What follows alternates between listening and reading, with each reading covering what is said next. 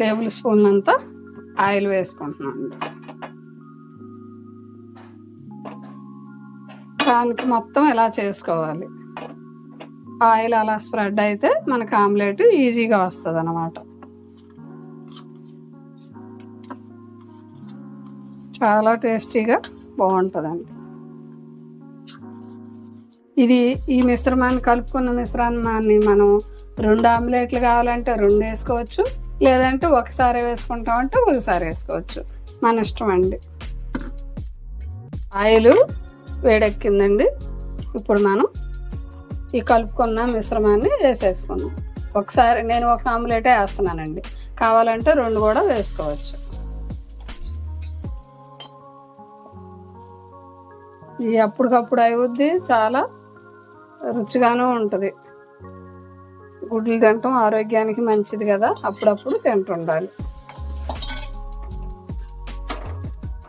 వెంటనే మనం మూత పెట్టేసుకుందాం. ఇది 1 నిమిషం సన్న మంట మీద మగ్గబెట్టుకుంటే చక్కగా ఆమ్లెట్ కాలద్దు, పొంగుద్ది అన్నమాట, బాగుంటుంది. 1 నిమిషం తర్వాత చూద్దామండి.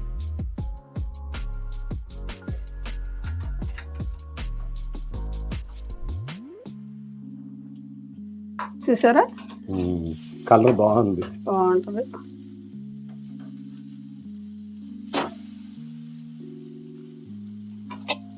ఇలా ఒక్కసారి మళ్ళీ మనం మూత పెట్టుకుని 1 నిమిషం ఇప్పుడు అయిపోయింది. చూసారా, ఆమ్లెట్ని ముందుగా వేసుకుని పెట్టుకోకూడదు, అట్ట అయిపోద్ది, గట్టి పడిపోద్ది. అప్పటికప్పుడు మనం భోజనం చేసుకునేటప్పుడే వేసుకోవాలన్నమాట. చక్కగా ఫ్రీగా వచ్చేస్తుంది. చూసారా, అలాగా అది గుల్లగాను ఉంటుంది, ఫ్రీగాను వస్తుంది. అంతేనండి, ఆమ్లెట్ రెడీ అయిపోయింది. దీని మీద కావాలంటే కొద్దిగా నెయ్యి వేసుకోవచ్చు, నూనె వేసుకోవచ్చు, మన ఇష్టం. నెయ్యి వేస్తారా? కొద్దిగా వేస్తాను. ఓకే, చాలా టేస్టీగా ఉంటుంది, చాలా రుచిగా ఉంటుంది, మంచిగా అరుగుద్ది కూడాను.